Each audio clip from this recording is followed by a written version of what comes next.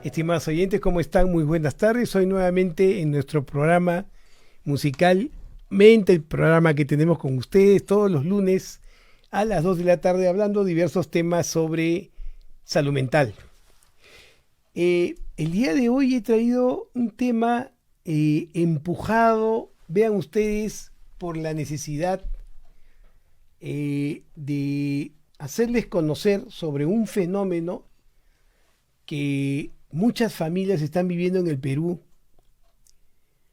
que genera mucha preocupación, mucho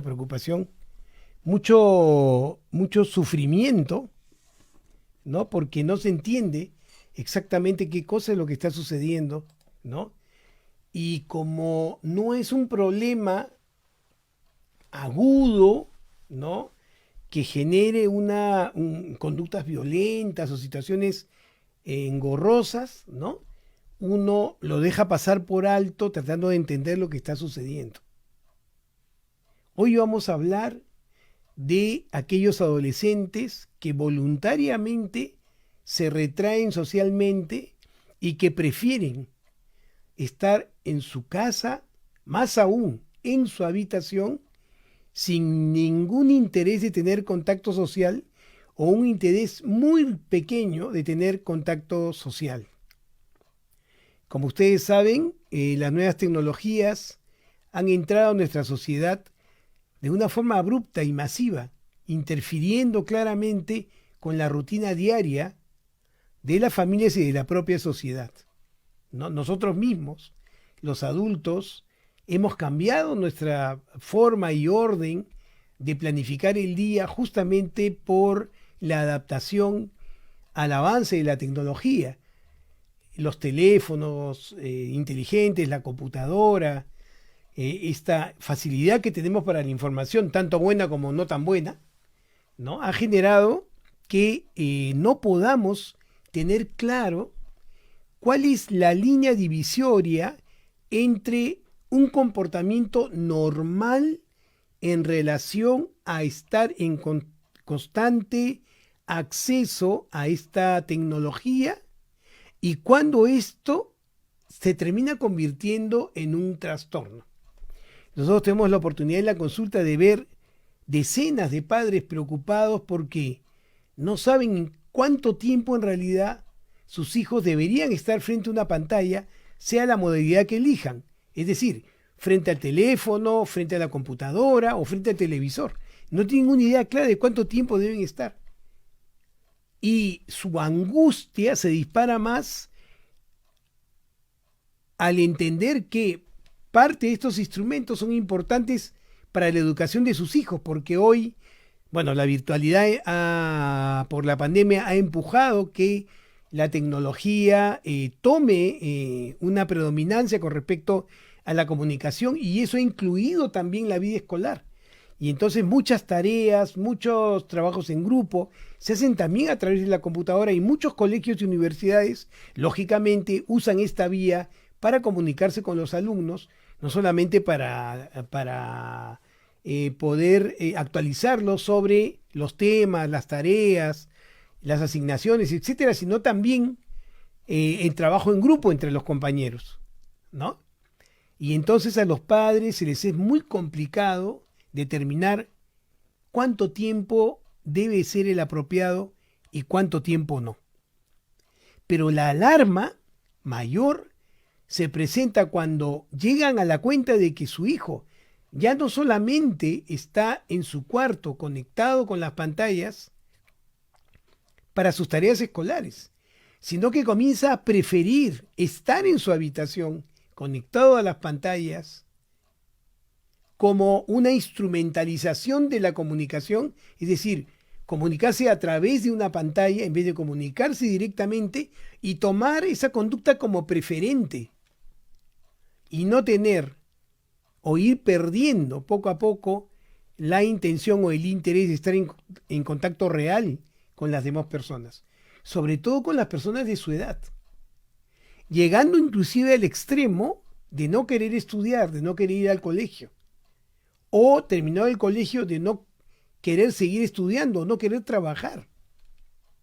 Y entonces los padres se dan con la sorpresa de que tienen un hijo que en realidad no molesta, pero que está todo el día en la casa, no es productivo y uno se ve en imposibilidad de qué hacer.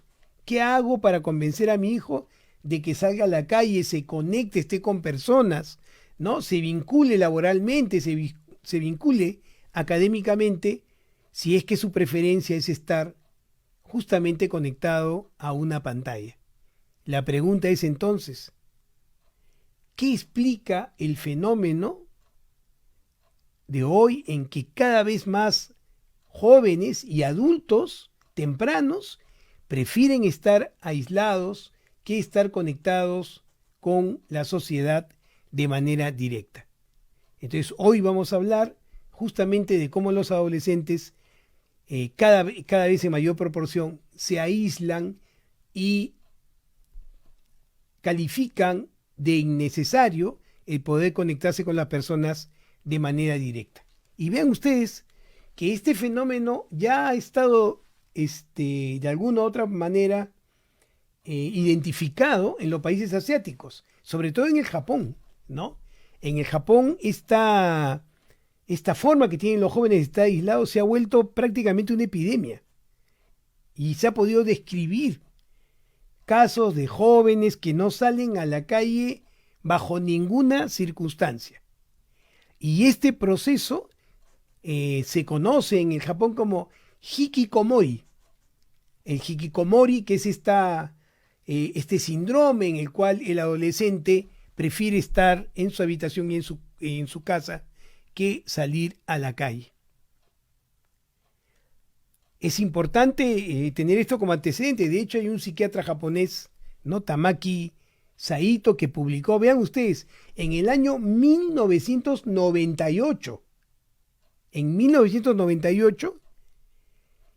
un libro llamado Un adolescente sin fin, ¿no? Que trataba de este tema, y en este libro este psiquiatra japonés acuña el término hikikomori. Y él dice que el hikikomori es aquel fenómeno en que los jóvenes se retiran completamente de la sociedad y permanecen en sus propias casas durante un periodo mayor de 6 meses, con un inicio en la adolescencia, y para quienes esta condición no se puede explicar por ningún trastorno psiquiátrico. Claro, uno puede pensar, no, pues claro, no vaya a ser un paciente con esquizofrenia que tiende al aislamiento, no vaya a ser un niño o un adolescente con fobia social que tiende al aislamiento. No. No estamos hablando de personas que son portadoras de una patología psiquiátrica. No, estamos hablando de adolescentes que no muestran trastorno, pero que a pesar de eso prefieren quedarse en la casa, prefieren quedarse en su habitación. Y miren ustedes, este fenómeno que en Japón se ha llamado hikikomori, ¿no? Y que en el resto de los países se conoce como aislamiento social voluntario, ¿no? Se ha ido extendiendo también en los países europeos. Y hoy países como España e Italia están sufriendo de esta contingencia y están de alguna u otra forma buscando instrumentos o intervenciones que puedan disminuir la frecuencia de este fenómeno, porque como comprenderán, aparte de todo lo que significa desde el punto de vista social y de desarrollo para el individuo y para su familia, también tienen claramente un impacto socioeconómico. Y se está instalando, como les digo, sendos grupos de estudio para entender qué cosa es lo que está sucediendo y por qué los adolescentes y adultos jóvenes están prefiriendo no salir y contactarse en su grupo social. Entonces, esta palabra hikikomori en realidad lo que pretende expresar es cómo el ser humano, por alguna circunstancia, va a decidir retrotraerse en sí mismo. Es como involucionar, como volver dentro de él. terapeutas psicodinámicos dirían como regresar al útero materno, ¿no? Por sentirse más protegidos, por sentirse más confiados, por sentirse más seguros y por huir de la necesidad de tener que competir y de la necesidad de ser de alguna u otra forma observado, criticado, descalificado. Y entonces la tecnología ha resultado siendo una vía regia para poder estar en contacto a través de una comunicación instrumentada, ¿no? Intermediada por una pantalla, ¿no?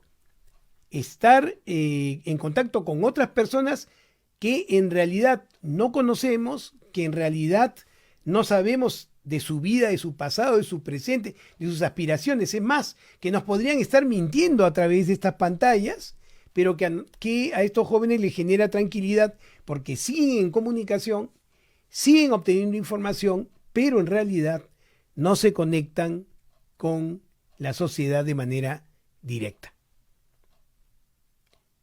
Este fenómeno, que como les digo en Japón se denomina hikikomori, también es llamado flitter, y probablemente acá en el Perú sea mucho más frecuente el término otaku. Estoy seguro que ustedes han escuchado en algún momento es un otaku, o a alguien que ha dicho yo soy otaku, ¿no? Y el término otaku justamente trata de resumir las características del fenómeno que les acabo de señalar.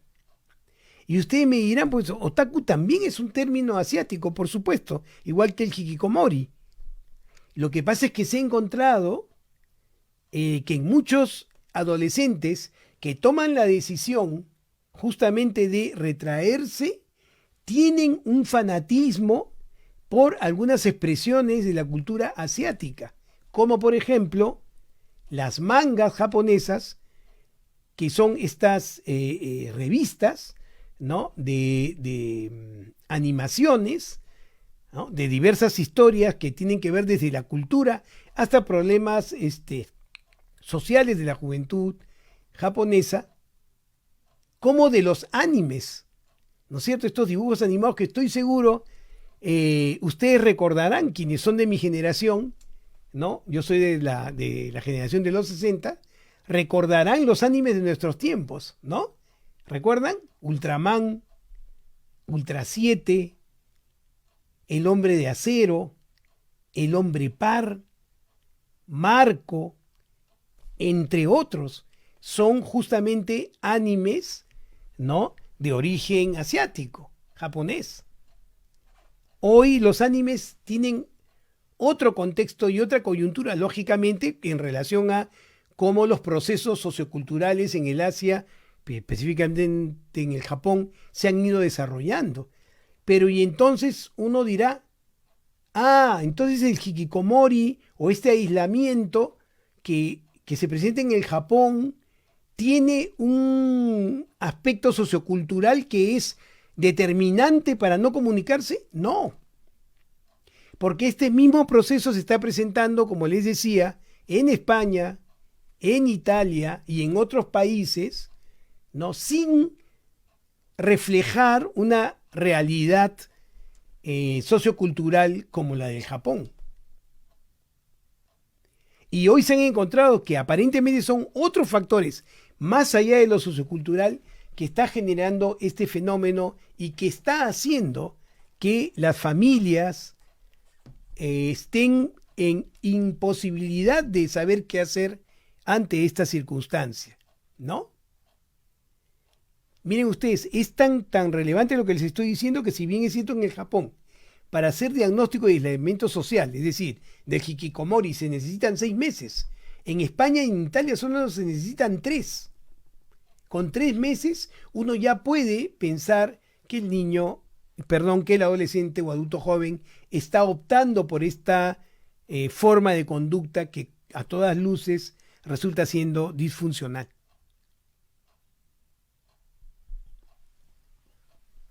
Vean ustedes, para que tengan una idea de la trascendencia de este fenómeno, como les decía, se describió primero en el Japón. En el Japón tiene una prevalencia este fenómeno de 0.7 a 1.2%. En Hong Kong es 1.9%. En Corea del Sur, 2.3%. Y hago una viñeta. Muchos de los jóvenes que deciden retraerse son, por ejemplo, muy fanáticos del K-pop. Paradójicamente, de los grupos de baile y la música de este género de Corea. Y sin embargo, la tendencia al retraimiento es marcada.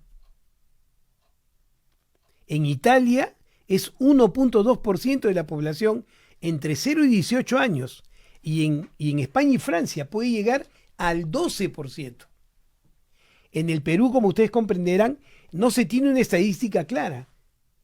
Pero creo que si ustedes intuitivamente observan a su alrededor, se van a dar cuenta que hay muchos adolescentes y adultos jóvenes que han optado por la posibilidad de estar retraídos socialmente, ¿no es cierto?, que prefieren una vestimenta que es relativamente característica, ¿no?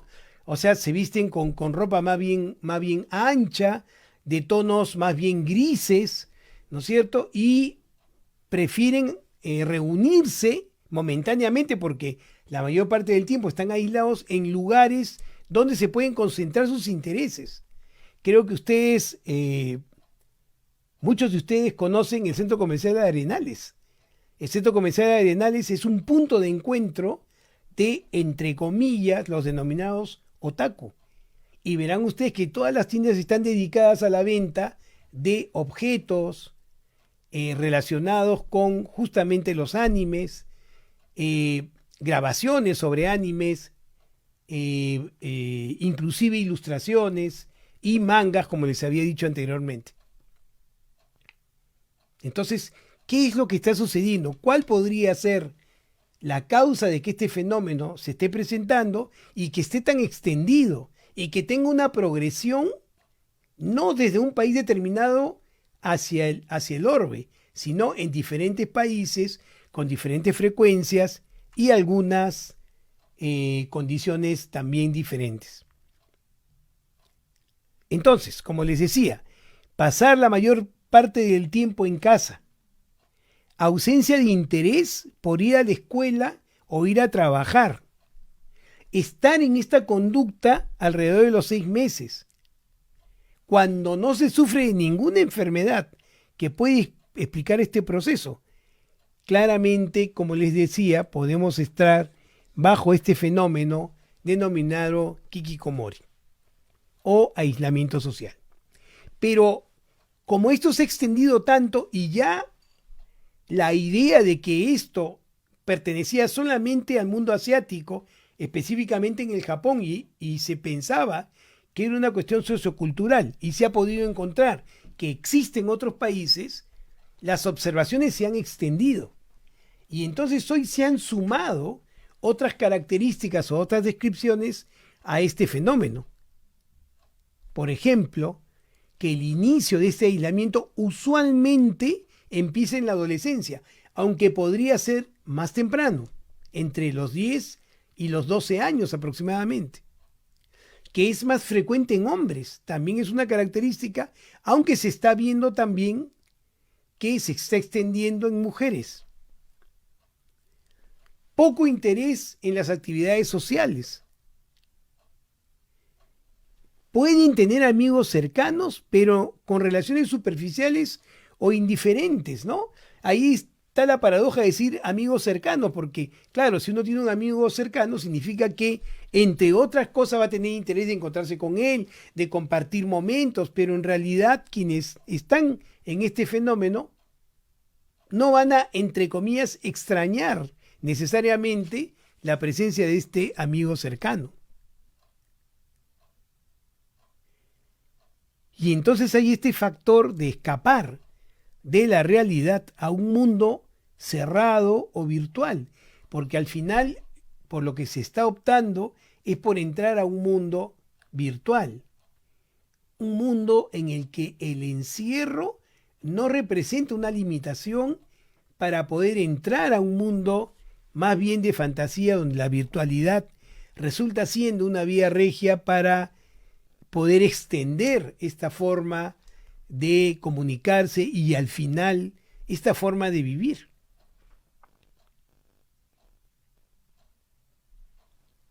Estas personas también se caracterizan porque invierten mucho tiempo en actividades solitarias, sin hacer ningún esfuerzo para mantener relaciones interpersonales.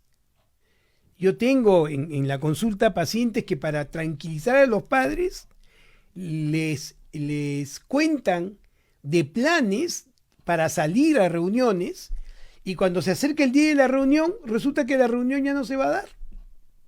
Pero él dice, mamá, pero yo quería salir, pero bueno, se cayó el plan. Y entonces cada semana hay aparentemente una intención de salir, pero llegado el día, el plan se termina, no existe el plan. Y al final, el resultado es que quien está comprometido en este síndrome sigue sin salir a la calle. Se aíslan en sus habitaciones. Pueden estar viendo la televisión, pueden estar jugando videojuegos en la PC, ¿no es cierto? O conectados a su celular. Y como les digo, muchas veces pueden estar aficionados a las mangas o al K-pop. ¿Estamos de acuerdo? Y pasa con frecuencia que al no tener una actividad clara durante el día, comienzan a invertir el ciclo sueño-vigilia, de tal forma que están dormidos de día y despiertos de noche conectados, ¿no? Dígame, por favor, ¿cuántos padres que me están escuchando están preocupados porque sus hijos entran al dormitorio con el celular y les dice, no mamá, no te preocupes, yo lo voy a apagar? Y después uno los escucha, si no es conversando, riéndose, claramente en un gesto de estar comunicado a través del teléfono o estar viendo algo en el teléfono, y esto se extiende hasta las 3, 4, 5 de la mañana. Y después, al día siguiente, estos muchachos duermen hasta las 10, 11, 12, mediodía. Y uno no tiene cómo romper este circuito, ¿no? Le es muy complicado. Y entonces miren qué importante es lo que les voy a decir. Se ha hecho múltiples estudios para poder entender qué cosa es lo que realmente origina este aislamiento social que cada vez es más prevalente, llamado, como les digo, hikikomori en el Japón. ¿Por qué se extiende cada vez más? ¿Qué es lo que condiciona esto? Y vean ustedes, lo que se ha podido encontrar claramente en las personas que transitan por este proceso es un problema de apego. ¿Se acuerdan que hablamos del apego? ¿Se acuerdan que les comenté que el ser humano es un mamífero denominado altricial porque tiene la necesidad cuando nace de ser cuidado porque si no muere? Esos primeros momentos después del nacimiento, donde deben encontrar un cuidador que los acoja, los alimente, les dé calor, les dé cariño, muestre interés, y que eso debe extenderse de manera consistente, por lo menos 3 años. Eso que se denomina apego es lo que se ha encontrado, está históricamente debilitado en muchas de los jóvenes que pasan por este proceso. Y ustedes me dirán, pero ya pues el apego, ya no estuvieron cuidados, pero después en el futuro, recuerden ustedes que el apego es la base de la empatía. Y la empatía es la posibilidad de estar con el otro, pues, de compartir con el otro, de poder leer el sentimiento del otro y que este otro me pueda responder de manera proporcional. Y entonces, ¿qué pasa? Si yo tengo un apego ambivalente, o sea, quien me cuidó de pequeño ¿no? Me cuidó de manera muy irregular.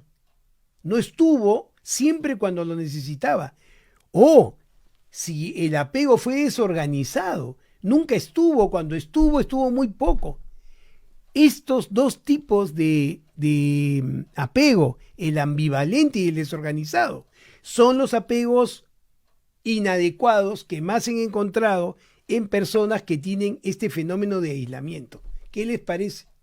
Y entonces, al perder la funcionalidad del apego, estas personas pierden la empatía. Y al perder la empatía, obviamente, no tienen interés mayor de estar contactados con otras personas. O lo que es peor, tienen temor de estar contactados con otras personas porque desde el principio, en el inicio de su vida, no tuvieron ese contacto con el otro para poder consolidar en el futuro el atreverse a relacionarse, el atreverse a explorar, el atreverse a arriesgar. Y entonces, si yo no me quiero atrever, si yo no me quiero arriesgar, ¿para qué salir? Si mi experiencia primaria no es buena. Y entonces yo intuitivamente me sentiré más cómodo sin relación, porque sin relación nadie me va a dañar, nadie me va a criticar, nadie va a querer competir conmigo. ¿Qué les parece? Pero hay algo más interesante aún. Miren ustedes y escuchen bien. Cuando se ha estudiado a las personas en Japón aisladas, ¿no? Completando este síndrome del hikikomori, ¿ya? Se ha podido encontrar, escúchenme bien, que 16% de los adolescentes que sufrían este proceso, ¿saben qué tenían? Un trastorno por déficit de atención no tratado. Un trastorno por déficit de atención no tratado. Por eso ustedes van a ver quienes tienen hijos con trastorno por déficit de atención, ¿no? Muchos de ellos tienen tendencia al aislamiento, sobre todo entre su tránsito a primaria a secundaria, y comienzan a aislarse. ¿Qué les parece? Tal cual sucede en el Japón, 16%. Y lo que es alarmante es que encontraron que aproximadamente el 31.6% de los niños con TDAH que estaban retraídos tenían ideación suicida. ¿Qué les parece? ¿Cómo imaginarse cosa semejante? ¿Cómo imaginarse que mi hijo, que tiene un problema de rendimiento escolar porque tiene un trastorno por déficit de atención, ¿no es cierto?, se aísla y dentro de ese aislamiento podría tener ideación suicida? ¿Se dan cuenta cuánto pega, valga la redundancia, el no tener apego? La falta de empatía. Y entonces, esas preguntas que nos hacemos cuando ellos ya están grandes, que nos hacemos cuando la adolescencia está presente o la adultez, se podrían contestar si es que hacemos una remembranza de nuestra relación y vida con nuestros hijos y nuestro rol como cuidadores.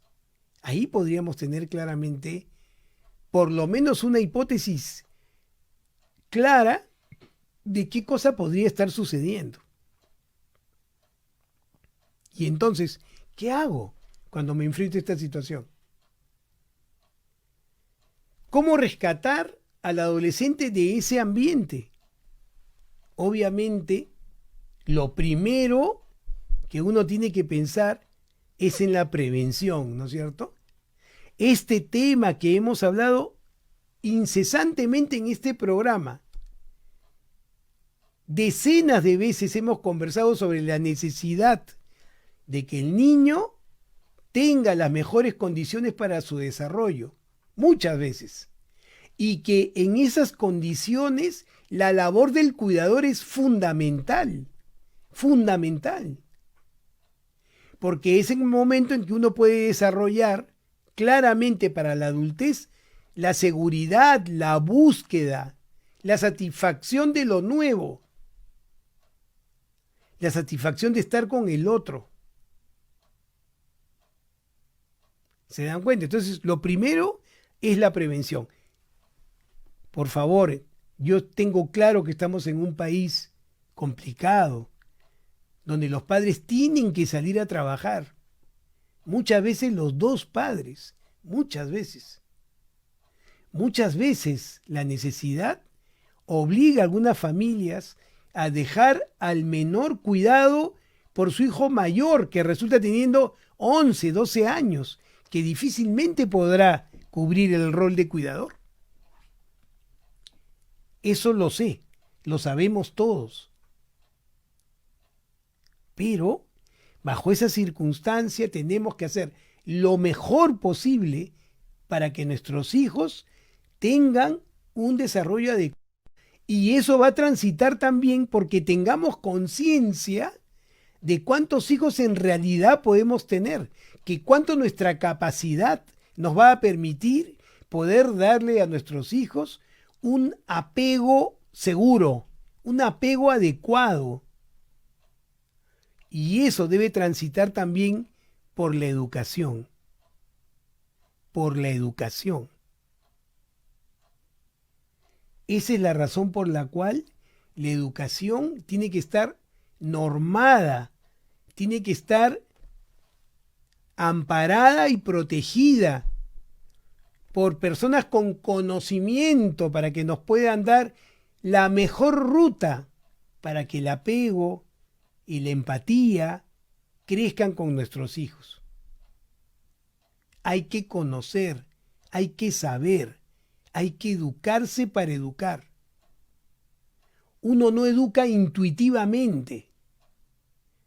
No bastan las buenas intenciones para educar. Hay que conocer, hay que prepararse. Y tenemos que entender que nuestros hijos son la base del futuro de nuestro país, que los niños son la base del futuro de cualquier país. Y un elemento básico para que ellos puedan cumplir con esa misión es tener la posibilidad de creer en el otro, de no desconfiar, de poderse atrever, de poderse asociar y poder empatizar para tener objetivos comunes. ¿Qué les parece? Pero bueno, eso es la prevención.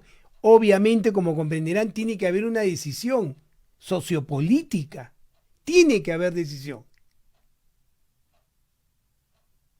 Pero si ya estamos en el problema, lo que tenemos que hacer, mis queridísimos amigos, padres de familia preocupados, la gente que me esté escuchando y conoce bien lo que les estoy diciendo, que probablemente me esté quedando corto en la descripción de este fenómeno, hay que nuevamente tratar de reconstruir la empatía. Hay que tratar de comunicarnos con nuestros hijos. Hay que tratar de comunicarnos con los adolescentes que tienden al aislamiento para que ellos, si no se ha iniciado, se inicie. Y si estuvo y se fue, se retome la posibilidad de tener claro que la relación con el otro es fundamental para el crecimiento personal, no solo cognitivo, también emocional, y que no hay nada más extraordinario que estar con el otro.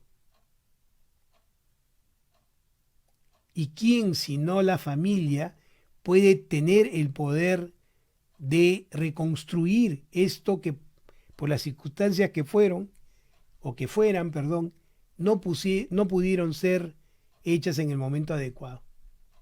Eso es lo que nos toca. Eso es lo que nos toca. Solamente el poder brindar empatía y amor va a hacer que nuestros adolescentes sepan que no tienen que tener temor de salir. porque van a encontrar otras personas con las que se van a poder vincular, van a poder querer, se van a poder atrever. Si no hacemos eso tempranamente, contra más pase el tiempo, más complicado va a ser. Y si ustedes se ven inhábiles de poderles echar una mano a través de eso, entonces acudan a los profesionales en salud mental para que les puedan dar una orientación. Contra más temprano se intervenga, es muchísimo mejor. Eso mejora tremendamente el pronóstico. Y voy a decir lo que siempre les digo. Hay buenos profesionales de salud mental en este país. No tengan temor de acudir a buscar ayuda. En la posta, en el hospital, donde tengan un centro de salud más cercano, van a encontrar ustedes equipos de salud mental que los van a poder ayudar a afrontar estos procesos, a enfrentar estos procesos. Es difícil, pero se puede. Por supuesto que sí. Entonces, esa es la idea. Miren la importancia de lo que les estoy diciendo. Yo los invito a explorar alrededor de ustedes y van a ver que muchas familias no pueden marcar claramente el límite entre lo que es normal y lo que es normal. Díganme ustedes, por favor, ¿cuántos padres han preferido darle una pantalla a su hijo, una tableta o un celular para que esté tranquilo, entre comillas, para que no fastidie, para que puedan, entre comillas, también conversar los adultos? ¿Ah? Y no intervengan. Esa es la forma más eficaz de que ellos entiendan que quienes están a su alrededor no son de su competencia y que su relación más cercana es la pantalla. ¿Qué pretendemos después cuando son adolescentes? Cuando nosotros mismos les hemos enseñado que la forma de vincularse es a través de ese aparato. Nadie niega las ventajas de la tecnología. Por favor, nadie. ¿No? Pero cualquier proceso humano en exceso es dañino. Y si ese daño está conectado con la posibilidad de poder tener fluidez afectiva con el otro, es grave. Es grave. Entonces, ojito avisor. Ustedes se pueden dar cuenta. Ustedes tienen la habilidad para poder ver hasta dónde y hasta cuándo. Si su hijo pequeño, adolescente, comienza a dejar las tareas para después, prefieren ya no ir a las reuniones de sus contemporáneos, algo está pasando y algo hay que evaluar. Cuidado con estas explicaciones simples, ¿no? Lo que pasa es que es tímido. Lo que pasa es que es tranquilo. Lo que pasa es que a él no le gustan las reuniones. Lo que pasa es que a él no le gusta tomar. Lo que pasa es que no le gusta bailar, porque ahora los bailes son muy, muy groseros. Cuidado. Cuidado. Tienen que ver el flujo normal de los procesos de adolescencia. Tienen que entender que los adolescentes tienen que estar con sus contemporáneos, porque es parte de la maduración de su propio proceso. Solos en su cuarto no lo van a lograr. Ustedes tranquilos en su habitación, viendo televisión, y su hijo adolescente metido en su cuarto. Y ustedes tranquilos porque por lo menos saben que está ahí. ¿A cuántos les suena conocido lo que les estoy diciendo? Entonces, mucha atención, por favor, a esto que les estoy señalando. Mucha atención. Porque, como les digo, como es un proceso que en realidad no genera cambios bruscos, no es que la adolescencia se agita, rompe la... No, está ahí tranquilo. Y es muy frecuente, me olvidaba, ¿no?, de que además estos adolescentes entren en el consumo de marihuana. Y si algún problema produce la marihuana, ¿saben cuál es? Irresponsabilidad social. Y si su hijo se está aislando porque tiene un trastorno por déficit de atención y encima consume marihuana, deben ustedes saber que la marihuana genera un deterioro cognitivo crónico, sobre todo de la atención y la concentración. Ese es como echarle fuego al fuego. Y entonces eso, sumado a la inhabilidad social, va a condenar al adolescente a estar en ese proceso permanentemente. ¿Qué les parece? Les digo porque yo escuchaba a padres, ay doctor, si yo también consumía. Y mire, ahora soy ingeniero, ahora soy empresario, ahora soy... ¿No? Y su hijo hace un año que no sale de su habitación. ¿Qué les parece? Y probablemente si uno les recuerde, pero señor, su hijo, ¿usted estaba metido en su habitación todo el día? No, pues que en ese tiempo no tenía computadora. De repente hubiera estado. ¿Qué les parece? Siempre les digo, la funcionalidad es lo más importante. Si, ¿cómo medir si su hijo tiene una problemática de este tipo? ¿Saben cómo? Viendo si son funcionales, si están cumpliendo con lo que les corresponde como adolescentes, ¿no es cierto? Salir con sus compañeros, ir a reuniones, cumplir con sus obligaciones escolares, ¿no es cierto? Ir pensando y planificando qué cosa es lo que van a hacer en el futuro. Tener la posibilidad de cotejar ideas, discutir como son los adolescentes, litigar, ponerse tercos. Así es, todos hemos pasado por la adolescencia. No metido en su cuarto, incomunicado, entre comillas, sin ustedes tener la menor idea de lo que está pasando ahí. ¿Se dan cuenta? Entonces, mucho cuidado con lo que les estoy señalando.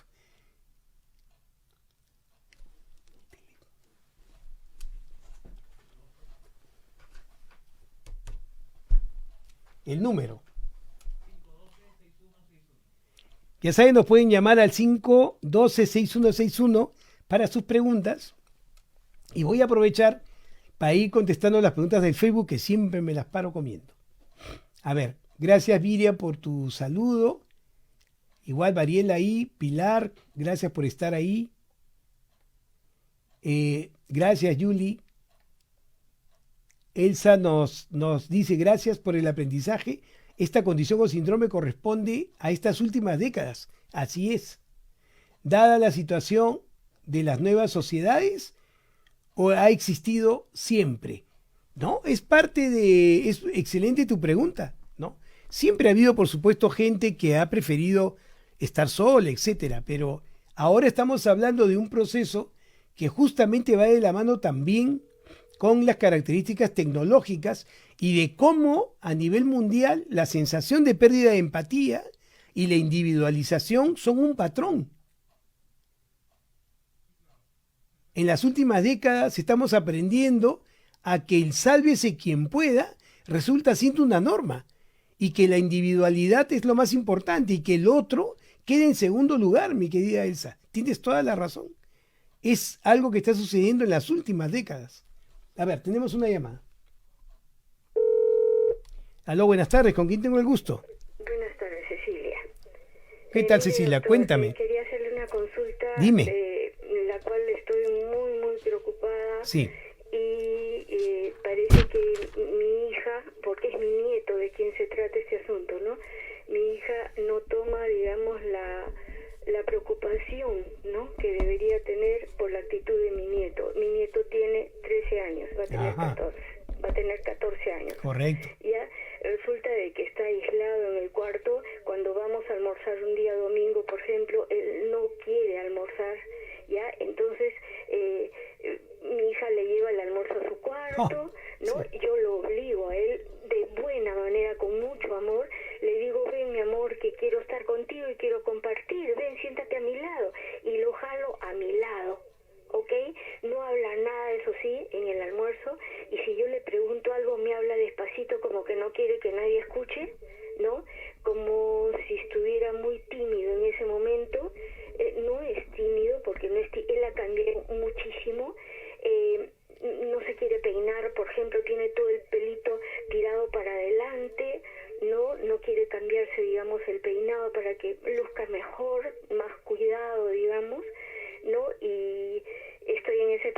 doctor, ¿no? Y yo trato de conversar, inclusive, mire, me he tomado la libertad de grabar esto en mi celular para yo pasárselo a mi hija, ¿no? Una Y que cosa, ella permíteme una pregunta. ¿Este es el hijo único de tu hija? no, a eso voy. Tiene un hijo de 17 años, Ajá, ¿ya? Y una hija de 28, 29, ¿no? ya. Que no vive ahí, ya tiene su pareja, pero sí vive el de 17. Y los engreimientos son con él, inclusive Claro. a veces no está presente el menor, pero yo veo, por ejemplo, que, ay, mi preciosura, le dice, ay, tú eres lindo, que esto, que el otro, ya, qué inteligente eres, que eso, un montón de cosas, le tira flores, y yo no puedo meterme en ese momento. Cuando está solas le digo, la misma actitud que tienes, le dije, con él, lo tienes con el otro, le dije, ¿no? Para no mencionar nombres, ¿no? Correcto. Ah, sí, sí, pero él es rebelde, me dice, a veces no quiere que yo le haga mucho cariño. Tienes que, yo noto, le dije, que tú estás corrigiéndolo mucho, lo tratas más fuerte, digamos, ¿no? Correcto. No con amor, ¿no? Como deberías, ¿no? No tiene, yo sé que tú no tienes paciencia porque tú me lo has dicho muchas veces, ¿no? Pero tienes que corregir eso, le dije, porque esto va a traer consecuencias, le dije, y después no quiero que te arrepientas, le dije yo, ¿no? Correcto. Esto fue hace una semana. Excelente. Te agradezco mucho lo que nos cuentas y permíteme, voy a hacer un comentario sobre lo que nos has comentado a la vez. Muchas gracias por tu Muchísimas llamada. gracias, doctor, Gracias a ti. gracias. Efectivamente, miren, es interesante este caso porque la hija de nuestro oyente ha tenido hijos bastante distanciados, ¿no? Tiene ahora uno de 29, luego otro de 17 y ahora uno de 13, ¿no?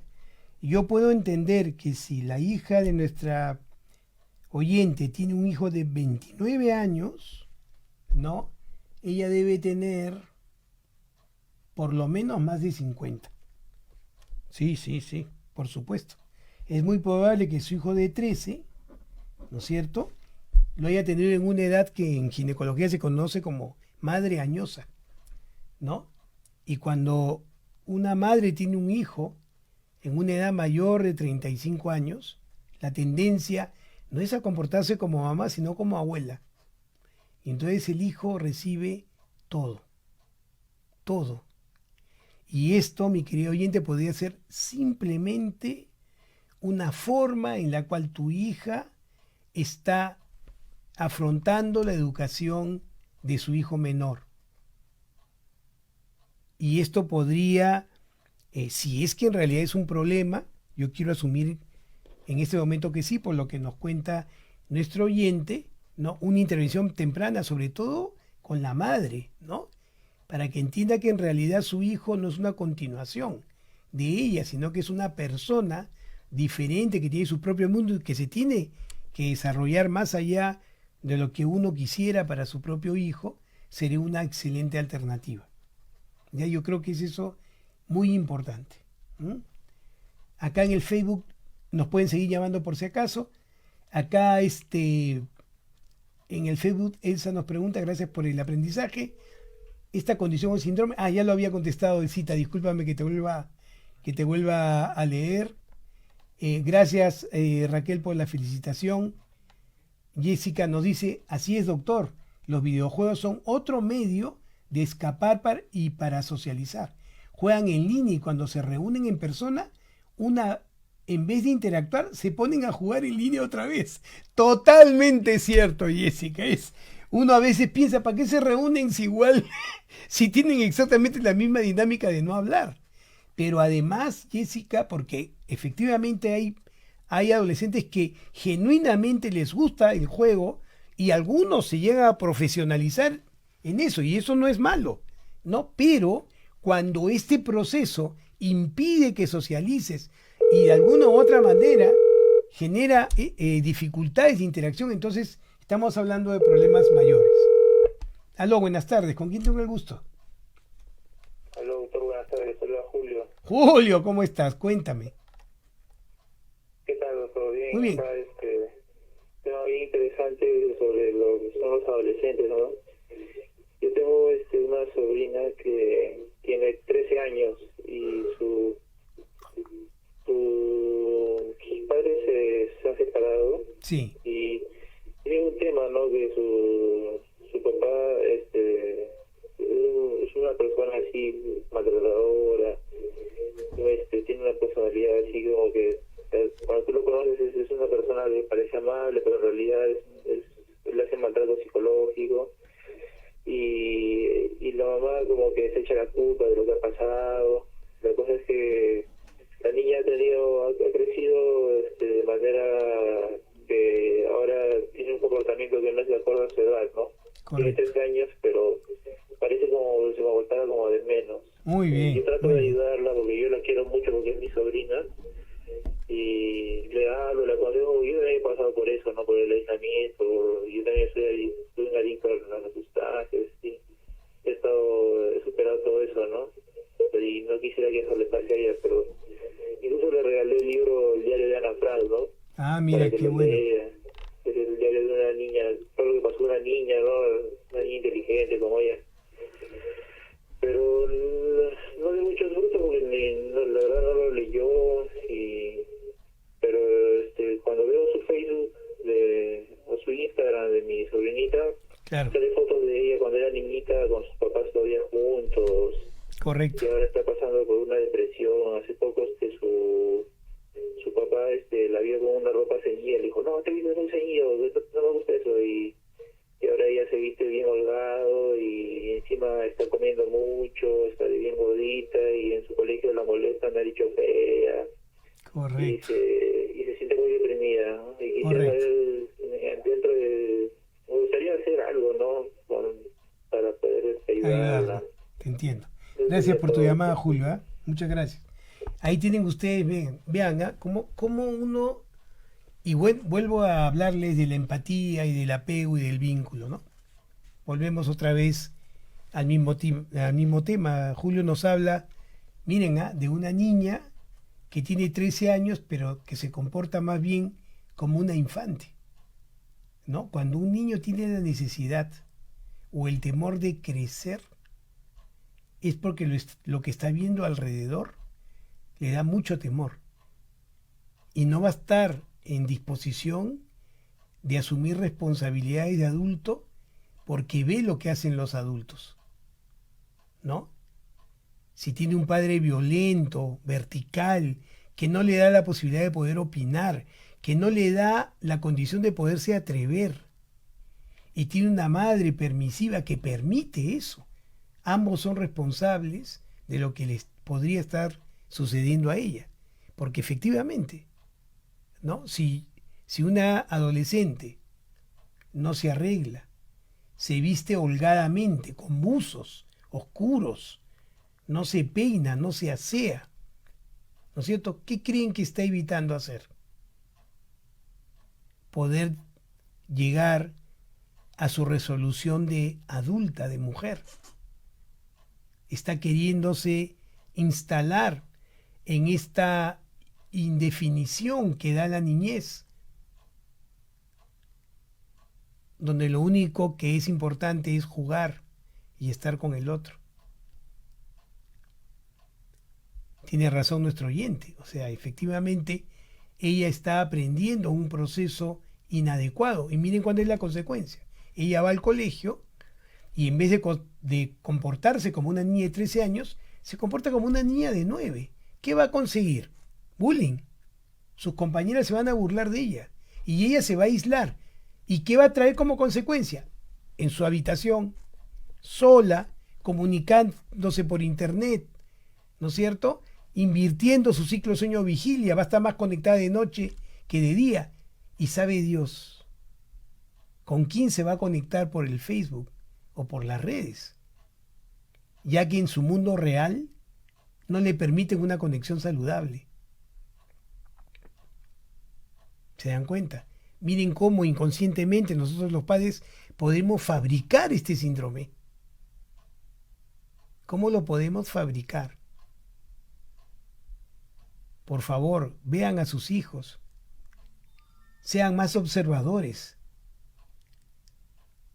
sean más considerados, abran más su mente, escuchen de verdad, no por escuchar. Y nos van a ver el bien que le van a hacer a sus hijos. Voy a cerrar nuestro programa de hoy con esto que nos expresa Noelia, que me parece tan preciso. Gracias, Noelia, por escribir. Nos dice: pero todo apunta a que se va a poner peor. Las relaciones humanas están siendo muy sintéticas.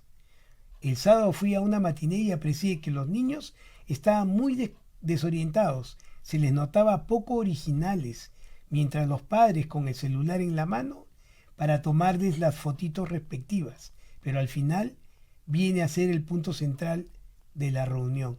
¿Qué les parece?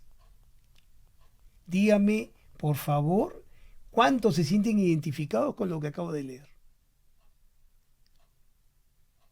No pierdan la dimensión de su humanidad y comprendan que la única manera de poder proteger y preparar a otro ser humano para ser funcional y con capacidad de adaptarse al medio, es decir, su propio hijo, depende mucho de cuánto ustedes comprendan a ese ser humano. Les envío un fuerte abrazo, que tengan una linda semana. Ha sido un gusto estar con ustedes y ojalá este tema les haya servido. En realidad la moraleja es: abracen a sus hijos, denles cariño y denles realidad. Jamás desproporcionen lo que le pueden dar. Sus hijos no necesitan lo que ustedes necesitaron. Sus hijos tienen sus propias necesidades. Escúchenlos, ayúdenlos, protéjanlos. Muchas gracias.